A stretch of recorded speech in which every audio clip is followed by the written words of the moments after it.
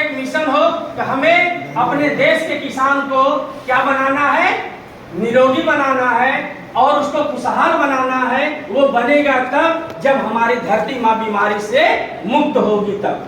क्योंकि अंग्रेजों की देन थी। जो डाई, यूरिया, पेस्टिसाइड जितने आज हम खेतों में डाल रहे हैं, एक खेतों में लगभग प्रति वर्ष समझ लीजिए कम से कम 10 से 15,000 20,000 छोटे किसान अपने खेतों में पेस्टिसाइड का इस्तेमाल कर रहे हैं। आज उसे वही पेस्टिसाइड हमारे खेतों से होते हुए हमारे जनता के बीच में आ रही है, हमारे समाज के बीच में आ रही है। और वही समाज आज के डेट में sugar, BP, heart, kidney, liver, cancer जैसी बीमारियों से ग्रसित है कि नहीं ग्रसित? क्या आप लोग इस मुहिम में हमारा साथ देने के लिए तैयार हैं? मैं आपका साथ देने के लिए हमेशा तैयार रहूंगा। आपको ट्रेन करूंगा, आपको ट्रेनिंग देता रहूंगा। चाहे मुझे जब भी आप लोगों की जरूरत पड़ेगी, मैं आपके लिए हमेशा खड़ा रहूंगा। और आप लोग सिर्फ उठिए और लोगों तक पहुंचिए, ठीक है? ये आपका एक दृढ़ संकल्प होना चाहिए। जिस दिन आप लोग ये संकल्प लेंगे कि मुझे 5 किसान भाइयों का जिंदगी को बचाना है और अपनी धरती माँ को उसमें गिरवी, जो कि माने पेस्टिसाइड से आज गिरवी रखी हुई है, उससे उस पेस्टिसाइड को उसमें से निकाल कर ऑर्गेनिक खेती की तरफ हमारे अपने भारतवर्ष को आगे बढ़ाना है। तो इसमें पहला मैंने बताया क्या, एलोवेरा। क्या चीज? एलोवेरा है कि नहीं है? सेकंड है इसमें हिमालयन बेरी। क्या है? Himalayan berry. कितने लोग हिमालयन बेरी पिए? बहुत सारे लोग। क्या बात है। यानी कि हिमालयन बेरी सीवकथान ये -30 डिग्री से लेकर 40 डिग्री टेम्परेचर पर लेह लद्दाख सिंधु नदी के किनारे -30 से 40 डिग्री पर पैदा होने वाला ये क्या है? संजीवनी बूटी। क्या है? संजीवनी बूटी के बारे में किसने सुना है? लक्ष्मण जी को पिलाया गया था। उसी का इसमें अर्क भी है और उसमें क्या है? तत्व डाला गया है, यानी कि इसमें रस डाला गया है। और उसका काम है पूरे शरीर में, हिमालयन बेरी का काम है उसमें विटामिन का भरपूर, क्या है? Omega 3, 6, 9, 7 vitamin, B12, B6, B2, B1 सारे विटामिनों का सोर्स इसमें भरपूर है। किसमें? हिमालयन बेरी में। इसमें डाला गया है कि नहीं डाला गया? दो हुए। तीसरा आता है आंवला।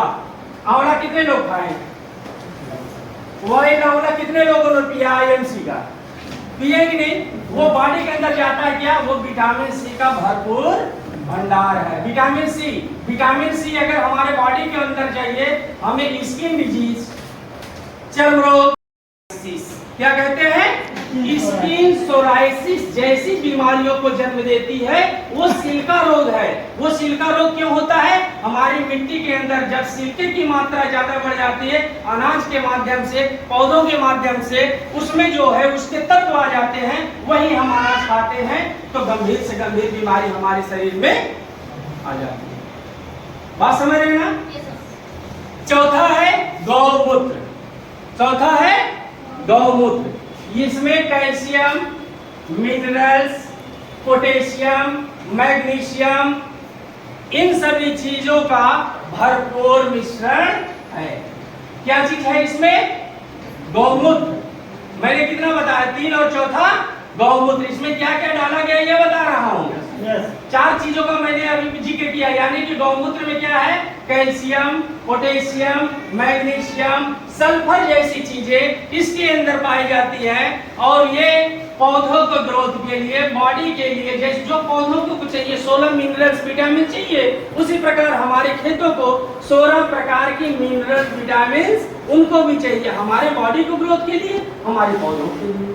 चाहे वो छोटा पौधा हो या बड़े बड़े वृक्ष हो, सभी को चाहिए कि नहीं चाहिए? ये सारी चीजें गौमूत्र में पाई जाती हैं और ये बहुत ही गुणकारी है, क्योंकि गौमूत्र एंटी कैंसर भी माना गया है। माना गया कि नहीं माना गया? कैंसर सेल हमारे बॉडी में अगर पैदा होता है तो उसको भी खत्म करने की उसके अंदर बहुत बड़ी भरपूर मात्रा है। क्योंकि गाय के मूत्र, यानी कि सभी गायों में नहीं, जो नीलगिरी या देसी गाय आपने देखा जिसके ऊपर जो पीठा होता है, उसके ऊपर देखिए कुबड़ निकला रहता है, वो इसलिए गौ माता के लिए एक बार अगला है इसमें पांचवा इंग्रेडिएंट्स नीम। नीम को जानते हैं आप लोग? वो एंटी बैक्टीरियल है, एंटी फंगल है, एंटी वायरस है। यानी कि वो अगर नीम के तत्व में जितने भी कीटाणुनाशक है, कीटनाशक है, सभी को नष्ट करने की उसके अंदर क्षमता है। हमारे यहाँ की नीम अमेरिका पेटेंट करा लिया, हम वहीं के वहीं रह गए। करा लिया कि नहीं करा लिया? आज वो 900 रुपए में एक दातुन बेच रहा है और हमारे यहाँ तो फ्री मिलता है, लेकिन आप लोगों ने उसके गुण को कभी समझा? यानी कि इसके अंदर इतने चीज डाले हैं, आपको मालूम है? जितना चीज मैंने बताया, क्या आपको डाई, यूरिया, पोटास, जिंक, सल्फर, इन सभी चीजों में ये चीज मिला है क्या? हा? और इतने जिन चीजों को मैंने बताया, अगर ये बॉडी के अंदर जाए तो क्या आपको नुकसान करेगा? क्या करेगा? नहीं करेगा। तो चलिए अब इसका पहला डेमो देखना चाहेंगे आप लोग? Yes sir. देखना चाहेंगे? Yes. इसका कैसे काम करता है ये? हाँ, चलिए। You can do help me. अंग्रेजी बोलने खतरनाक है। अब ये देखिए इसकी खासियत क्या है? अंग्रेजी बोलने खतरनाक है। इसकी खासियत क्या है आप लोगों को डेमो के माध्यम से पता चलेगा। क्योंकि हम जब कोई भी पेस्टिसाइड जैसे डाई, तो ताली आप लोगों को बजाना, मुझे बताने के लिए कहना न पड़े। ठीक है, चलिए। ये देख रहे हैं, ये पानी है ना? हाँ? अभी इसमें मैं आप लोगों को ये दिखा रहा हूं, ये क्या है? घर का, माने उसमें हम लोग सब्जी रोज पकाते हैं। कौन सा तेल है? सरसों का तेल। यानी कि सरसों का तेल अगर पानी में डालेंगे तो नीचे चला जाएगा, रुक जाएगा।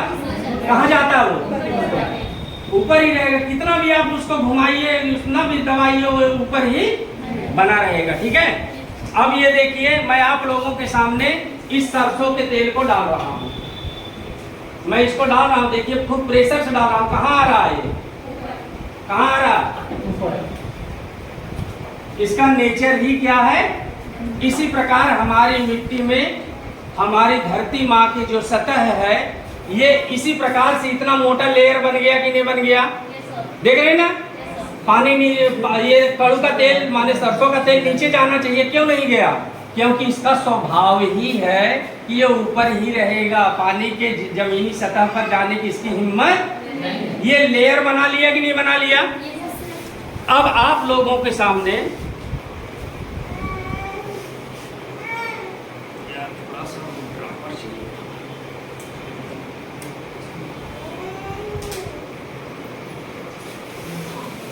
ये क्या है? एग्रोग्रोथ बूस्टर। ठीक है।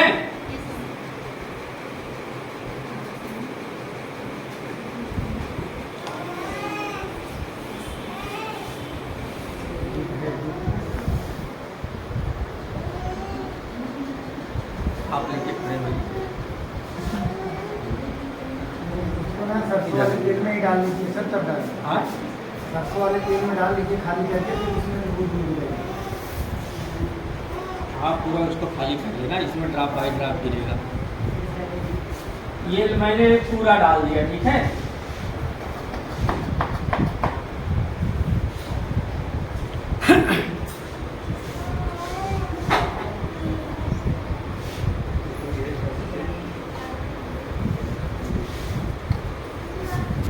मैं इसमें ड्रॉप बाय ड्रॉप गिरा रहा हूं। ठीक है। एक एक बूंद मैं गिरा रहा हूं। ये ऊपर ही है कि नहीं है? देख रहे हैं? मैं कई बूंद गिरा रहा हूं।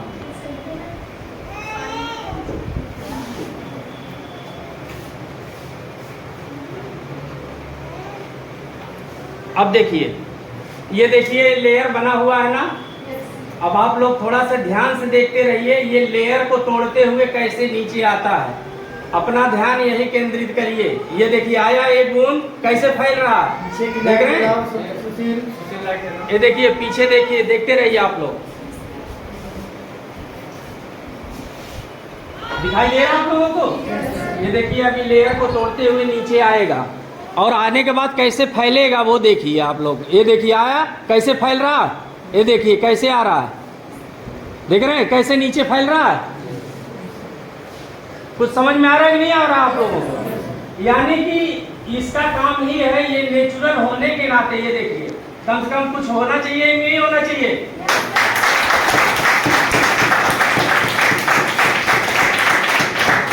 देख रहे हैं ये लेयर को तोड़कर कैसे नीचे आ रहा है, बात समझ रहे ना? अच्छा है कि बहुत अच्छा है? बहुत अच्छा है। तो एक बार फिर